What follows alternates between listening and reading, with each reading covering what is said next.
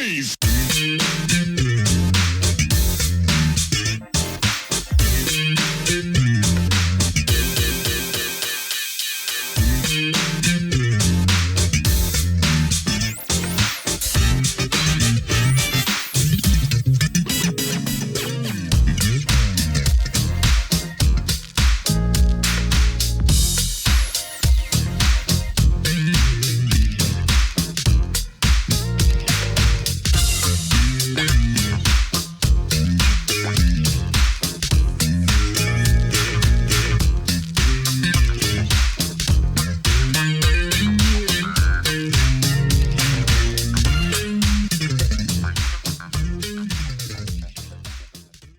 Welcome back to the next part of this Truth and Rhythm episode. Be sure to subscribe to this channel. If you've already done so, please share it with friends. Also become a member by joining Truth and Rhythm on Patreon, or consider donating at funkinstuff.net. Thank you so much for your interest and support. Enjoy. I know Prince, I understand, was a fan of yours.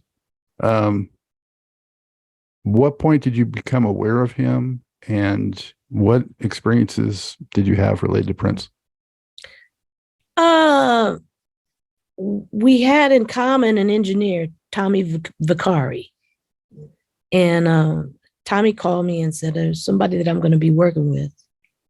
And he reminds me so much of you because he plays all these different instruments and you guys have a lot of the same influences and, real, meticulous about trying to get things right. And so, I just want you guys to meet.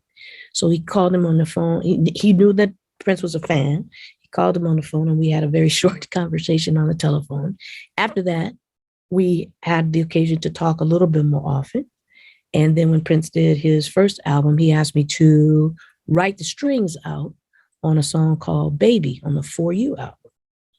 So he kind of knew what he wanted, but, at that point, he didn't write it down. So I did and conducted that session. We became friends after that and talked more. He used to ask me, what did you use on this particular, what is that sound? What is this? What is that? And I was becoming a fan of his as his music was coming out and everything. And we had the occasion to meet and talk at key times in his development. And it was always about the music and it was always, sharing ideas about the music. When Purple Rain came out, I was on a promotional tour. He was on some sort of, I think he was on a concert tour. He knew that I was staying in a particular hotel and he happened to be in that hotel and he called and he said, I'm downstairs in the restaurant. Can you come down? So I said, okay. Restaurant was closed, but they, let us come in and we sat down and talked and he was really worried about Purple Rain. He says, okay, I may have been off more than I could chew on this one. I said, what are you talking about? Got the big movie coming out. He says, yeah. I said, are you worried about it? He said, yeah. I said, it's probably going to be great. I said, did you do the best you could? He said, well, yeah. I said, okay. What else can you do? Let it go. And he said, well, from your lips, I can never forget it. He said, from your lips to God's ears, but I'm glad that we're talking about it because I needed to talk. I said, okay. Well, the movie came out and you know the rest. The next pivotal moment, and he blew up to be the mega superstar, blah, blah, blah. The next time we had a chance to talk, he was another pivotal conversation. He was at the Grammys and he was going to open the show. He and Beyonce were doing something together. Now Prince is the veteran and here's Beyonce, and they were going to open the Grammys. And I was music director that year. This was like my third time being music director on that show. And as was the practice by then, especially for television, and especially a show of that magnitude, we have lots of artists and moving parts like crazy. A lot of the artists would supplement their live performance with the use of pre-recorded vocals, like backgrounds or things like that, because you didn't get the whole band on the stage sometimes. And there was maybe one reason or another to be able to augment what you were doing so that sonically over the air, everything would be like it needed to be. And I went to the rehearsal, which was great. And by the time the producer of the show realized that Prince and I were old friends, it was like, oh, okay. Well, when we got ready to do the show, they run the whole show in order day of, and then they mount it. They want to make sure that they can change those sets on time and all the kind of stuff, that are part of the spectacle of what that live presentation over the airwaves is. And when we got to rehearsing Prince's and Beyonce's number, the producer decided that day, I want Prince to play this whole thing live. It's so exciting. I want him to do the whole thing live. So he said, so you, Patrice, go up and convince him of that. Tell him that. And I said, okay, just so that I understand, we've rehearsed it a certain way. Everybody in the truck is prepared to do a certain thing. The show is in like 3 hours, and we want to do something a little bit different. Do we think that this is the best idea for the opening for the show? And then he says, it's your job to go and convince him, because that's what I want. I'm like, oh, this is not a great idea. But, my job is to go up and tell him. So I go to Prince and I tell him, I said, the producer is requesting that you consider playing this song live without any, of the pre-recorded vocal enhancements or things that, you've been doing. He would like to see it do that. He says, what do you think I should do?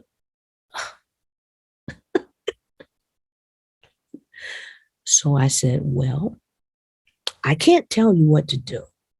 I can only say, can I speak facts? And I'm looking around for any microphone that's open, because I know, man, this is getting ready to be bad. I said, they in the truck are prepared to do what we've been talking about for the last week. They've seen you in the rehearsals, and they've got all that stuff hooked up, ready to do that. Cameramen have all that stuff ready to do that. Director of the show ready to do that. His camera angles are always already based on that. I said, now out in the house, the audience that's there, I can go out there and make, I'll be out there and I'll make sure that the balances in the house are as good as they, can be from the standpoint of my say so, but they too have all been prepared, and stuff. So it's your decision to make. But that they are going to finish this number. They're going to rehearse the other 12 for the show, and they're going to reset. And the next time you walk on the stage is live worldwide. So what would you like to do? He said, tell him no. And I went back to my producer and I said, he said no. And that was it. That was the end of it. And I'm like, oh, Lord. The moral of the story is this, though. As big a star as Prince became, and as many times as I had the occasion to be with him or to work with him, in those moments, our mutual respect for each other's musicianship and our mutual respect for the presentation of the music in a way and in a style that would allow for there to be, for us to feel good about it and for it to represent a certain excellence. That's even at that moment, he leaned in to that. And I have mad respect for him and for that. Wow. And that was a tremendous performance, of course, that was captured at that show. And it's funny because I had Tom Scott on, and he's done some award shows. Man, it's like incredible what's pulled off, producing those and music directing them. I mean, God. Yeah, Tom is a dear friend. And actually, I watched him a lot. When he did a lot of those shows, I learned a lot. we talked a lot. Yeah. So, having worked with Prince on something like that, how'd you feel? Like, I'm sure you saw the Rock and Roll Hall of Fame thing he did and the Super Bowl. Yeah. You know, Yeah. Well, he always knew what to do. The idea of, and he did homework and research. Some people don't really get that about him, that it wasn't, he could be very, very, very precise and very calculating about what he wanted the end result to be. And it was out of respect for having seen it done right, or having seen certain payoff, certain emotion evoked through stuff, and just like a lot of people, everybody goes through a stage where they think they know what they're doing, but they really, really don't. But that's how you learn how much more you have to learn. And by the time we got to see the Super Bowl and all of those kinds of things, he pretty much had down what he wanted to deliver and had the capacity and the means to be able to pull it off, without having to make too many concessions. Wow, what a history you had. I mean, I learned that's a like lot. Learned a lot that's- watching it. that's at least 25 years, right? From Baby through the Grammys. Yeah. Mm-hmm. Mm-hmm. Wow. And you never did a tour with him? No, I didn't. The closest I got to that was when the Batman movie came out. He did the soundtrack for the Batman movie. Mm-hmm. He performed Electric Chair on the 15th anniversary show of Saturday Night Live, and he asked me to join him for that. Painted my name on the piano. You can probably see it online or something like that, but yeah. So I got to play, I did get to play with him. That's a fantastic performance. Another one, Another, right? better than the recorded version. I think, it's more, it rocks harder. Definitely. Yeah. Wow. Thank you for sharing that. Sure. Speaking of tours, though, who were some of the folks back in your, crossover, radio peak that you went out with that were memorable for you? Oh, I did a long tour with an opening for Jeffrey Osborne, which was awesome. I did some things with Sister Sledge. I did quite a bit of stuff with Ashford and Simpson. There used to be, those big festivals, Superfest, but why is it Superfest? Cool Jazz Festival, where you'd out. And I did quite a few of those as well. So I got to also, watch a lot of acts. The Whispers, the OJs, people like that who were also part of those shows. Rick James. I met Tina Marie during that time, and we became friends. And that was happening, during that time. And then I went out with a lot of different people as a featured artist a lot, especially in the jazz area. So lots of dates and sessions with, you mentioned Lenny White. Did quite a few things with Christian McBride. Did probably one of the biggest and most important pivotal moments of my life with Carlos Santana and Wayne Shorter on the same tour. They were touring together. It was the Santana Shorter Project. And so I was in the band to be able to play with both of them. And the rhythm section was Ndugu Chancellor, Alfonso Johnson, and myself, along with the rest of Carlos's rhythm section, which included Chester Thompson and Armando Peraza and all these other, great, wonderful players and percussionists. It was amazing. And that was like the summer of 1989. Woo! Game changer. Just being able to play with my hero, Santana, and also Wayne Shorter nightly for like 3 months. Crazy. Crazy. Kept you on your toes. Yes.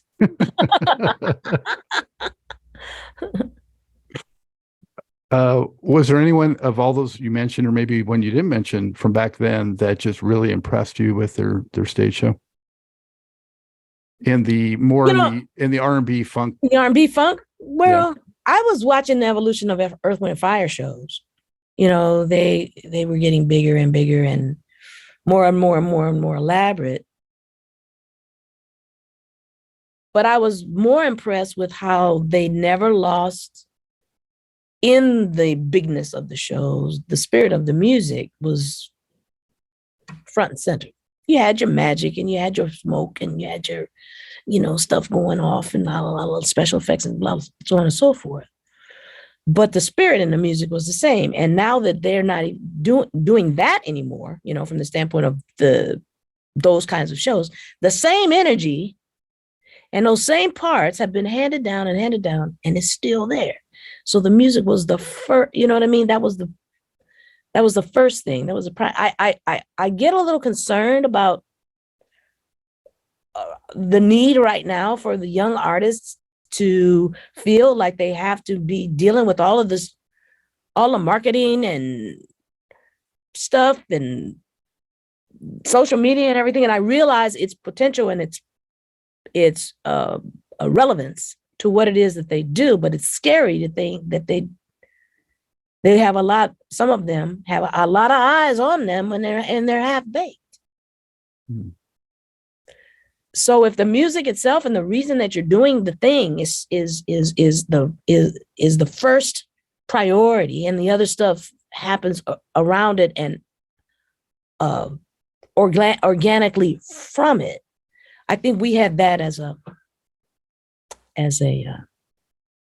advantage. I see that as an advantage. Absolutely. I mean, at the end of the day, it should be all about the music and the art. Mm-hmm.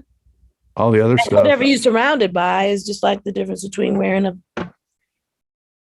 suit one day and sweatshirt and tennis shoes the next. You're the same person. Yeah. I bet we were at some of the same shows back. I'm sure we were. Late 70s, 80s. No doubt. I remember seeing Earth, Wind, and Fire at the Forum, like in 78 or something like that. Yeah. So I want to mention just a couple other tracks that are favorites of mine that were on some of those records, and see if it sparks any fondness or memory for you. But Music of This Earth, really funky. Wishful Thinking, just so, it's easygoing, really nice. Some of these that weren't singles. The Funk Won't Let You Down. Mm-hmm. And that one's, man, it's over 7 minutes. That one, you really let it go. And Remind Me later on. Mm-hmm. Really nice mellower track. Perfect Love. Wow. Yeah. Yeah, there's a memory that goes with each one of those. Yeah, each one. You want to go down the list real quick? Go for it. Say then. Okay, give me the name. Give me a title, and I'll tell you. Start at where did you start? Music of This Earth. Music of the Earth. Okay, Music of the Earth was on the first Elektra album, and my fondest memory of that, two things. One, Abraham Laboriel Sr. is known as a wonderful bass player, and he is. He is also a wonderful guitarist, and he played the rhythm guitar acoustic guitar on that track. And also on Wishful Thinking that you also mentioned, which was on that album. Wishful Thinking, the thing that I remember most was that I wanted to have an instrumental section in it and wanted to do something a little different, a little lighter, a little leaning in a little bit more to my fondness for woodwinds. So we had flute and clarinet and bassoon and things that you would not typically hear on a pop record as that interlude, and I played guitar on that one. Wow. See, I like that eclectic touch thrown in there. You got to have that. Makes it unique. And then I guess it was a single. I didn't mention it before, but it didn't chart, I guess. Giving It Up. It's Given Up. Yeah, with DJ Rogers singing. Yeah, I wanted to do a duet with somebody, and I, in my mind, I go for the top. So I was trying to get Stevie Wonder to do it, and he was out of the country or whatever like that, and we're like, okay. So Reggie Andrews said, "What about DJ Rogers, whose voice I actually did love?" And he says, I can call him. They were friendly, so he said I can call him and see if he would do it, and he said yes. And there you go.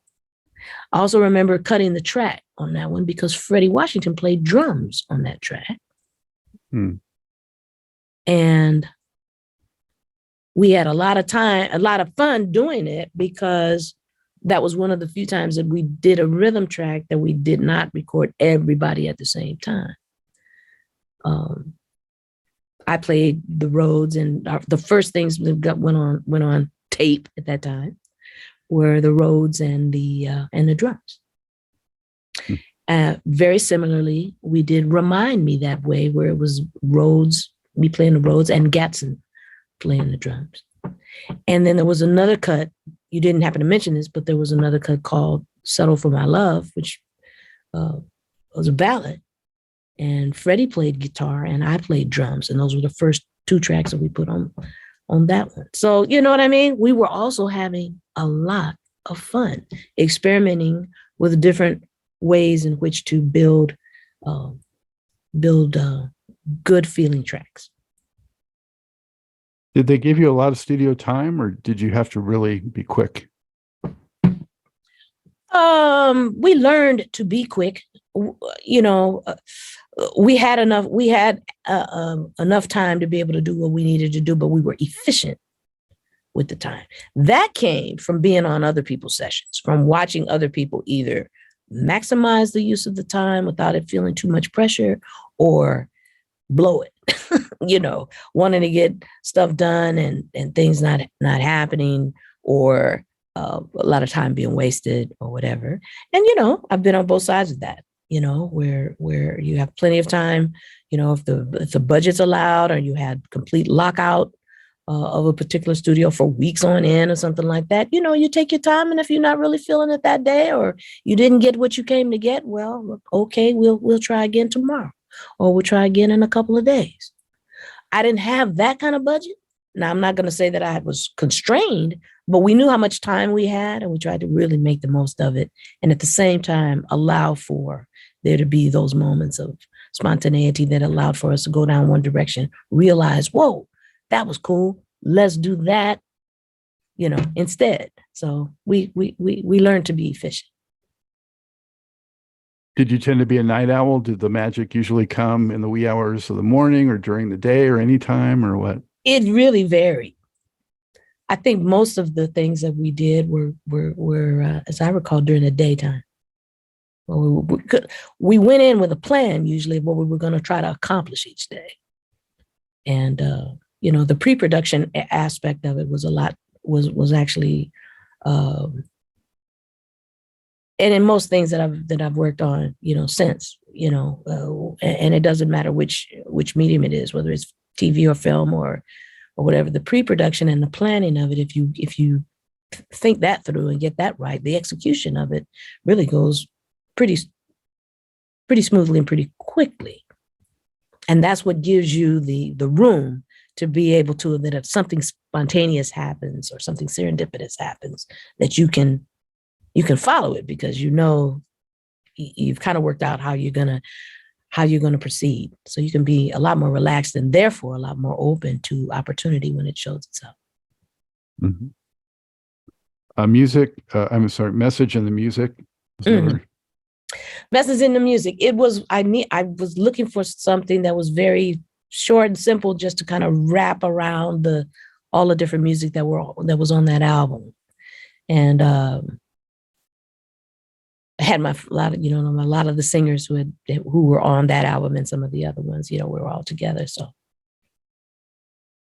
nothing too crazy, nothing too glamorous about that one, just fun. And The Funk Won't Let You Down. The Funk Won't Let You Down. So originally that track was recorded for something else. And for whatever reason, the person decided to go in a different direction. So I said, well, can I buy the track back? Because I thought it was really had some potential. So we did. They said, okay, no problem. And, that doesn't happen like that. It's usually a big federal case to do anything like that. But this was back in the day when everybody used to be helpful and sharing. And then we finished it. And I wanted something that would kind of lean into the idea of what we had left in terms of the disco vibe, but still have the, disco was orchestrated and big and luscious, and the beat was there, but it was broad. It was a statement, so I wanted to do something like that. So that was what that one was about. Well, Jen let me down. So, Okay.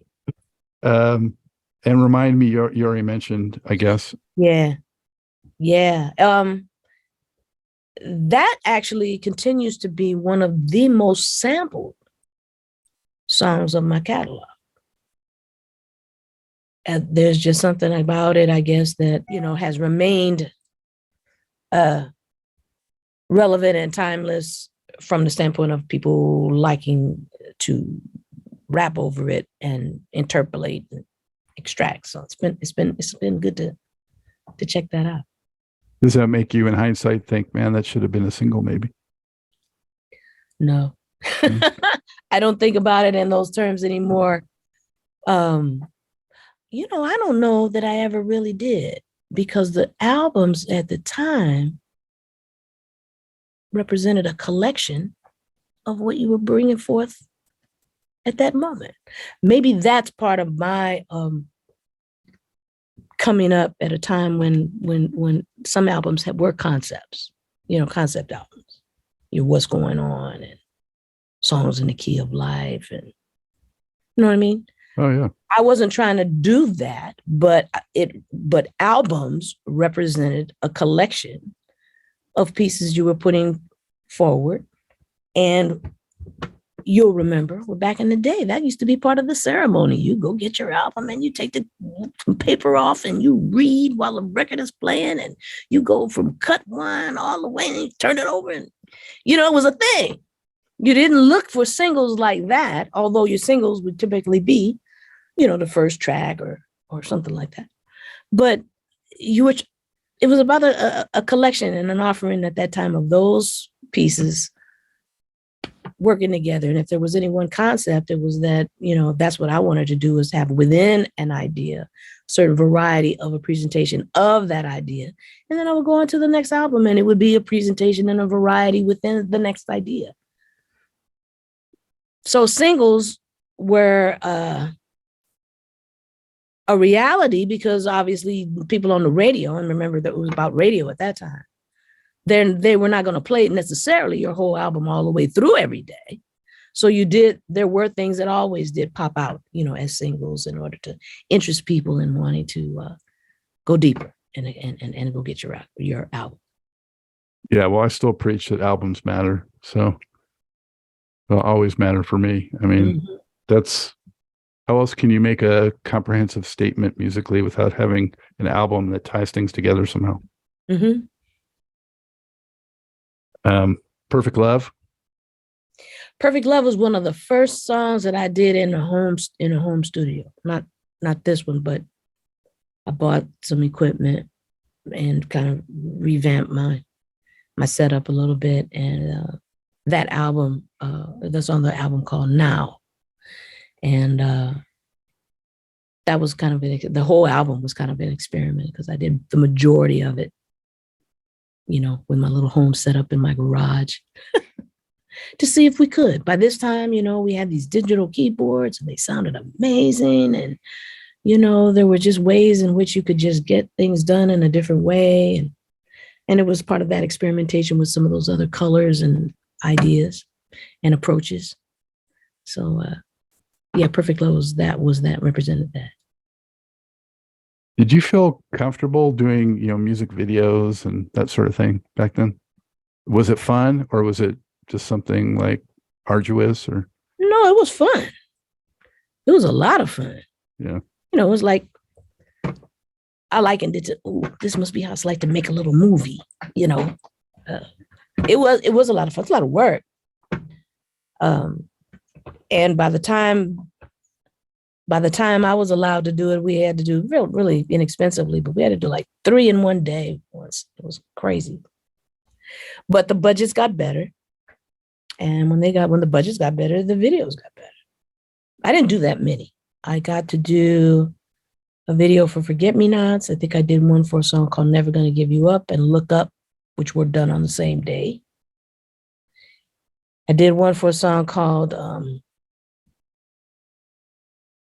Breakout, which was on the Arista album, and one called Watch Out, and one called Get Off. And those were the videos that I made. Was Get Off a little bit of that Prince Minneapolis influence happening, or? I don't know.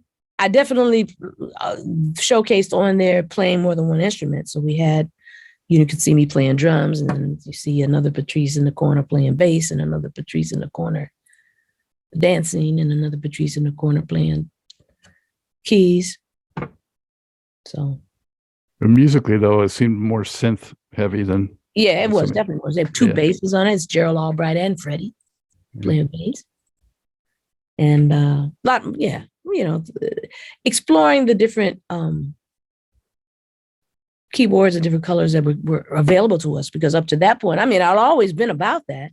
You know, even back to my very first album, there was a song called Puttered Popcorn, and it was using some of the synths and stuff. But by the time we got to Get Off, the sophistication and the range of things that could be done, with the commercial synthesizers was pretty intense. And now it's just over the moon. Yeah, well, I love some of those funk tracks you did on the Prestige stuff. That was definitely the Herbie, influence coming through on some of those, I felt. Mm-hmm. So, you moved to Arista. I think that was like, just a one-shot deal?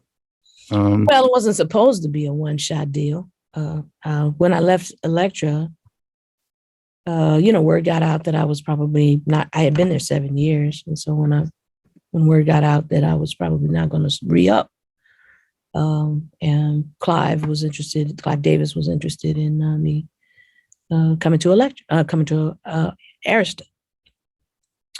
And, he was aware of my work and all this. So I said, well, okay. It seemed like a good deal and a fair deal, and certainly was going to be able to take advantage of what had been built up to that time, particularly in the area of more commercial and pop music. So I did an album and handed it in, and he says, I don't hear a hit. Well, that wasn't that scary to me. I had just been through this and it turned out okay. So I'm like, okay, so what do you want to do? We're going to find you that hit record. But that took like 2 years. I was on that label for 3 years. And the record wasn't released for a very long time. And I'm like, okay. Then when I finally did get the record that they wanted to release, it didn't have it.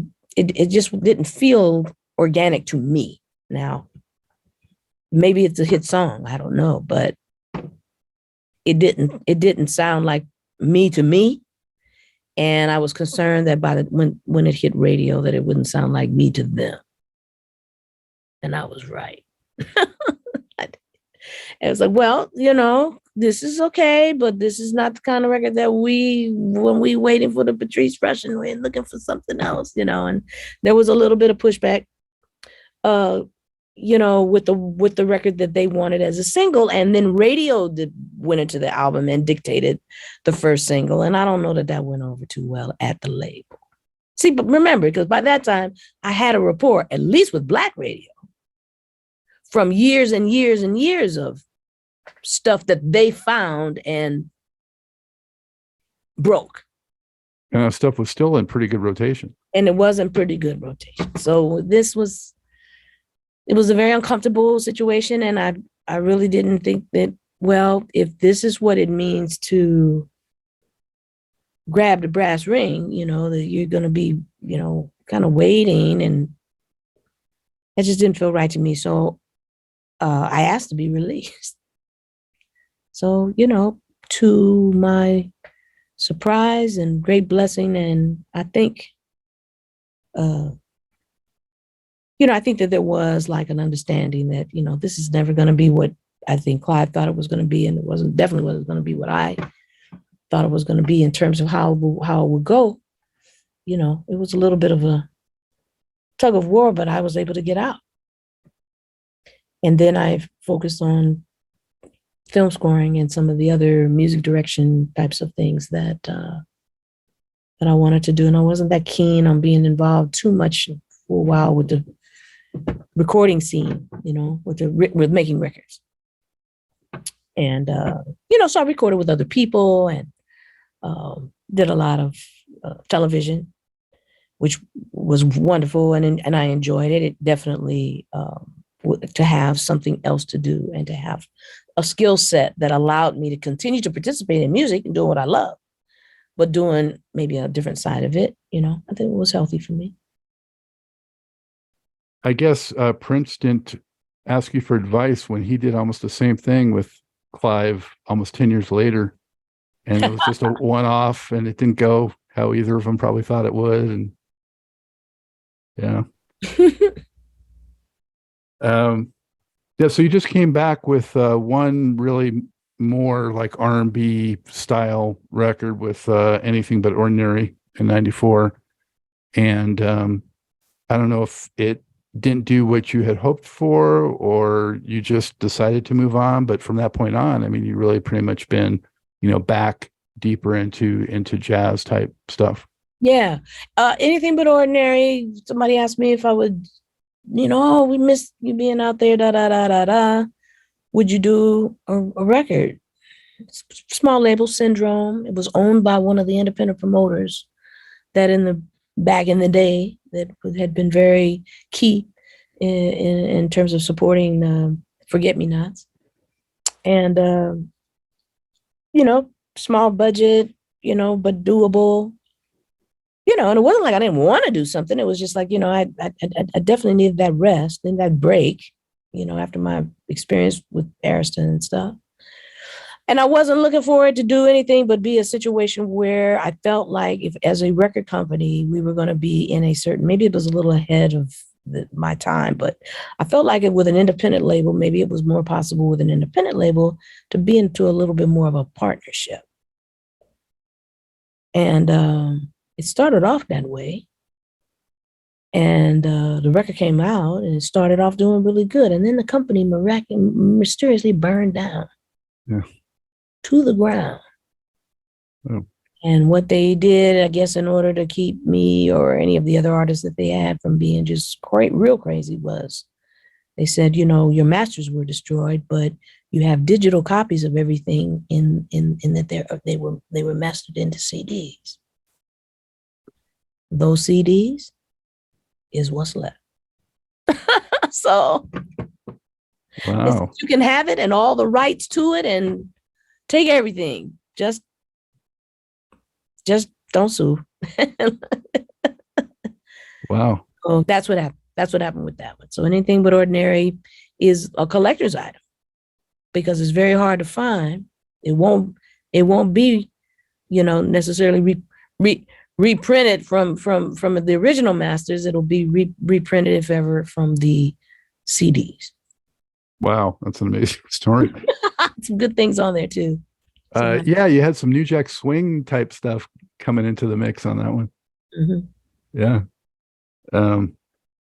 So 97 with Signature, you kind of moved, back toward the direction that I feel like you've. Yeah, that was another thing where, it was kind of like, what's the line in The Godfather? The more I try to leave, the more every time they bring me back. Yeah. So this was one of those. Now we're on the precipice of what smooth jazz was about to break. We had the Quiet Storm, with music that was sort of leaning into some jazz, but was commercially viable. You had your Grover Washingtons and Najee's, Gerald Albright, blah, blah, blah. Then it was just at the beginning of that. And one of the independent promoters that had worked with me on Forget Me Nots said, you know what, I have a label. And I'm gonna have a label deal with Warner's and this label Discovery. And come on, you could knock this out in your sleep. You're already doing it.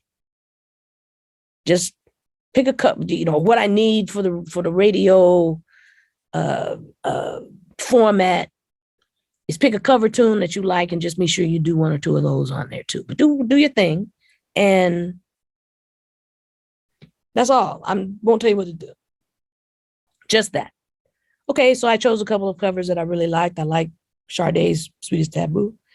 And I liked the Stylistics, Hurry Up This Way Again. I always liked those two tunes. And I had been doing one of them in when I wrote certain television shows where they would have me have to play, to entertain the audience before we go back into filming. I had done an arrangement of that anyway. So I said, okay, well, I'll do those two and I'll do this album. Small budget, but easy to do. And and I miss playing. I like being in the studio. I liked working with my friends, So got that done. And before the record even came out, practically, the label went into like alternative rock direction.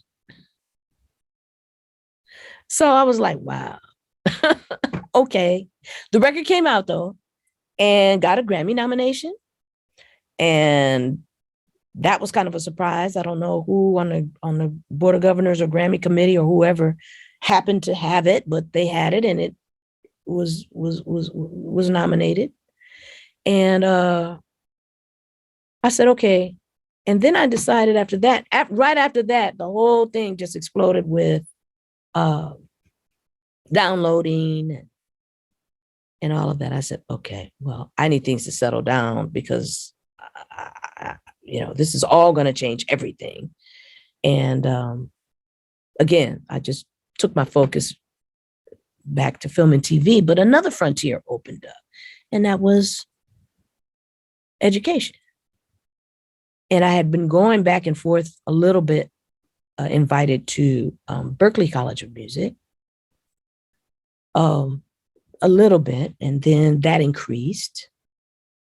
And as I was doing all of these different kinds of things, film and TV, some production, studio work, and it put me in an interesting position to be able to address students from several different points of view, several different perspectives, artist, producer, player, blah, blah, blah. And gradually that started to grow. And they gave me, created a position at Berklee as their ambassador for artistry and education. And then not too long after that, USC was going to start its popular music program. I had done some work independently for them as a music director for a couple of special events. And the person who was involved in producing that show was sort of writing the scaffolding of what the pop music program could look like, had a way in which to get it across the goal line in terms of accreditation and et cetera, and asked me if I would be interested in being one of two artists in residence. The other one was Lamont Dozier of Holland Dozier Holland. And I said, well, when I saw the program on paper, I said, this is the program we all wish we'd had when we were in college. And so I said, yes. And then I got involved on that level. And then the success of the program sort of created the need for them to kind of restructure the music department in general, the music school in general. And when they did that, they made a division of contemporary music and had the division of contemporary music was comprised of the popular music program, jazz studies, music industry, which is the business aspect, music technology, and film scoring. So there's a chair for each one of those areas, and they made me the chair of the popular music program. So I've been there ever since, and I really enjoy it. And all of the time and the work and the stories that we've talked about and all of that have been part of what has helped fuel the creation of an organized, curriculum and of practitioners who, have continued, but who have lived exactly what it is that, it is that they teach. So it's been really, really interesting, and I'm enjoying it. That's fantastic, and just so amazing to be able to give back like that and pay forward, what we talked about in the beginning with those great teachers that you had. Exactly. I hope they realize how fortunate they are to be able to tap into your experience and wisdom. They're some lucky students, I would say. Thank you. Congratulations on that, Patrice. I wanted to mention a couple of the jazz records that you had done because I'm just in awe of them. That Jazz Straight Up with Stanley Clarke and Dugu, and the CAB4 with Dennis Chambers and Brian Auger, and A Place in Time also back with Lenny. And even in 2013, that live recording with Foley. And, man. Oh, wait, that was actually recorded in 97, but still Don Blackman. Mm-hmm. I mean, man, these records are fantastic. Oh, well, I've been in great company. I mean, inspiring. And like you said earlier, I have to pinch myself. Yeah. All of those had that moment where it's like, whoa, these are people that became friends, but in most of those cases, I was a fan first, and to become friends and the music be that common ground, really, really, really cool. I liked doing those kinds of records as well because they were, it is very in the moment. And it was a counterbalance to the kind of control that ultimately had to take place with those more commercial records, because you have time limitations, budget limitations, but they were because the budgets were bigger, it would seem like, oh, you're good to go. No, you have to be that much more responsible for what the outcome is, because there's that much more on the other end that has to come out of that. So one of the nice things about doing some of the records that you mentioned, the jazz records that you mentioned, is like, okay, there can't be any waste of time. We got this much time today. Let's go. And the challenge was to try to really make it happen and to make it feel good. And I think we were all coming from a place of loving that action, of trying to capture it in a certain way. So. Well, and you got to really finally get your jazz fusion thing out, Oh my gosh, yes. Especially with the stuff with Dennis Chambers and Bunny Burnell and all of that. It was like, whoa. We were right down the lane, Yeah. Well, I got to play so much music. I think about it sometimes, the variety of music that I have had the good fortune to be involved in, and with people who really were, in the trenches of each of those kinds of things. It's been really fantastic, It never gets old. It's such an amazing legacy. You look back at that whole thing. I mean, I'm in awe of it. I'm sure you must be kind of like, yeah, I did all that. Well, when I look back at it, now especially, you get older and you start looking at how you're going to spend your time and what you want to do and what you've done, and people start reminding you about certain kinds of things. Oh, I haven't thought about that in years. And every now and then, I'm cleaning up or something. I'll come across something else. So I'm going to play this and see what it sounds like. And, it's always like, wow, we actually did that, or wow, I wish we hadn't done that, But like I said, I learned something every time. It's always an experience that is reeks of positive energy and happiness. Which one or two projects do you feel most proud of? And I say one or two because I don't want to pin you to one. So you can pick two if you want. Oh, geez. Wow. I don't really know, because each one there's something about each one. Remember, for me, that each one was a snapshot of a time. And I think if I'm going to not wanting to pick any one, because it's a continuum. I've always even addressed all of them in that way, that they're a continuum. So there are moments in all of them which have brought forth multiple lessons or given me added jet propulsion to get to the next level.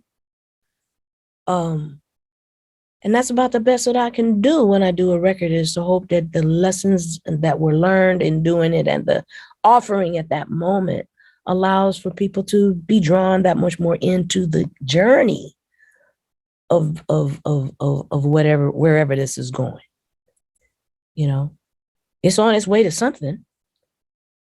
I'm not sure what, but I'm having a blast, just doing it. And the challenge is to maintain that idea that you do the best you can in that moment because it leads you to the next one. You feel like there's any missed gems in your catalog that you feel like really should have gotten more attention, or you kind of wish they would, or maybe that you break out sometimes playing live because you're particularly fond of them? I'm sure that on every album I could, we would go over the list of songs and say, yeah, I always like that one. But most things happen in a way that they should. And some of the things are being rediscovered right now. I mean, I'm having all kinds of through the, the technology of IG and Twitter and Facebook, etc. All kinds of people are finding the music and responding and saying so. So the resurgence of a lot of it, and the discovery, I should say, of a lot of it. And in knowing that it's standing a certain test of time, that is the highest compliment that you can give to a composer. Well, certainly, I mean, those hits have stood the test of time. I mean, they're still frequently played, and I'm sure you still get amazing reactions when you play them live. I do. I'm starting to get out a little more and play them live now. I didn't get to play them that much. If I can get this, can you see this back here? Yeah. Yeah. So. See, I didn't get to play them that much. I really didn't. Remember, I'm the one that couldn't get the tour support and stuff. So I didn't get out that much. I got out for a bit and I did some, but then there was a very long time before I was able to do it again. And I did so many things with so many other people that I think that on some level, concert promoters and people who do that type of thing, they forgot that I'm a performer in my own right. So a couple of years ago, K7, a European label, bought my electric catalog to be able to license re-releases of all of that material. So they have, and it's exploded all over again. So now there's even a bigger demand, because now they're not only the people who didn't see me then back in the day wanting to hear that music and see it performed, but now it's people who are young people who are finding it, who want to hear that music and see it performed. And then there's this. There's the idea that the performance aspect of what it is that was back then expected and now is, up and down in terms of just go out and play, and go out and do it with with that joy of just going out to play, the pure abandon of people going to a concert to hear the music and to see it performed and to hear it come off, that's something that people really are interested in. And that's something that they really want to do. And I think that for a while, maybe pre-COVID, I think maybe some of the ability of those kinds of performers to put on a show like that, that was commonplace for us, but it was different for young people. And now when they get to hear music actually played or see it actually played, you know, it's even a more heightened experience, I guess. And there's a demand. So I'm trying to get out a little more and play more. I want to, and do this music that they want to hear. Because when I've done stuff with other people, I'll play and serve the music of that artist that I'm working with. And people always come to me and say, yeah, but we thought you were going to play so-and-so. So it's not my show. So they say, well, when are you going to do your show? We want to hear your show. So that's what I'm interested in trying to do a little more of now. That's so important too. I think for the young people also, it's that they are constantly distracted and bombarded with information and distractions now, that the art of like really focusing and sitting and listening to, say, a whole album is lost on a lot of them. But if they're in a live venue in that environment, it's like the things are pushed out a little more, even though they're probably, you know, still doing stuff with their phone, but it allows them to really be immersed more in that musical experience. And it might be something that they really didn't get that much of because of how things have changed. Yep. I really feel like the art of music is, you know, it is meant to be experienced. It always was meant to be experienced. And the idea that we were able to document it, and as technology has improved, be able to document it that much more instantly, you know, we went from records as a documentation in order to follow the trajectory of the growth of an artist that was going to be really important, to, you know, just records be anybody. And now anybody can make a record, and now everybody has the same platform. That's what happens with us, I think, as human beings. We get something new and it's great, and we go all the way this way. And then we have to like realize that, okay, maybe we should walk this back a little bit to use this as a tool, as opposed to feeling like it's got to be one or the other. It can be comma and, but you have to be patient with that to be able to feel like, so that you don't lose anything. But I really do believe that one of the things that brought it all to a head for everyone was COVID, when it was gone. And so as it re-enters from the standpoint of the idea of being around people and the experience of enjoying music together and hearing it played in real time, and all of the things that go along with why we go to concerts in the first place. Maybe we'll get some of that back. Got to be people who know how to do it, though, because it's not something that everybody can do. Yeah, I think at some level, it almost might seem like magic to some folks that haven't really been at shows like that, to experience it for the first time. And, you know, for example, see what you can do on that electric piano and just take it all in. It's, you know, it's just something very special. And this was in England, right?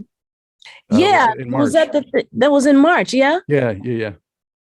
Yes, we were doing It's funny because that particular concert was a DJ festival. I would hope that I'm the promoter's dream, because I could do the music fits so many different kinds of situations. So I'm really hopeful. I think you've always been the musician's dream, you know, getting in there and doing what needs to be done and working with such a big variety of great artists through the years. So how much touring are you going to do this year, or performing live, do you think? I had hoped to do a lot over this summer, but it didn't quite pan out like that because, you know, now I have to prove that I'm worthy of ticket sales. Yeah, prove yourself yet again. Never ends. Never ends. So okay, here I go. You know, there's a lot of demand, but again, the people making demands is not the booker and the promoter booking. So hopefully we can turn some of the excitement and demand from the people into some actual shows, because the demand is definitely there, and the desire is there. So we'll see what happens. I think I'm going to have another, maybe a few months or a year of having to prove it. Well, anything I can do to help. Well, thank you. This will help. Yeah. What about any new music? I haven't written any new music for this particular medium, but I actually have a couple of, like, in a completely different area, another side of Patrice, commissioned assignments to do. One is for jazz violinist Regina Carter. I'm supposed to write a piece for her that the Library of Congress has commissioned. I just finished something for the Carr Center in Detroit, which is part of a consortium of University of Michigan, Michigan State, Oberlin, and of this Carr Center, which is a performing arts center in Detroit. I've just finished something for them, for their jazz nanette. So I did that, and that was for Terry Lynn Carrington, an assignment that came through her.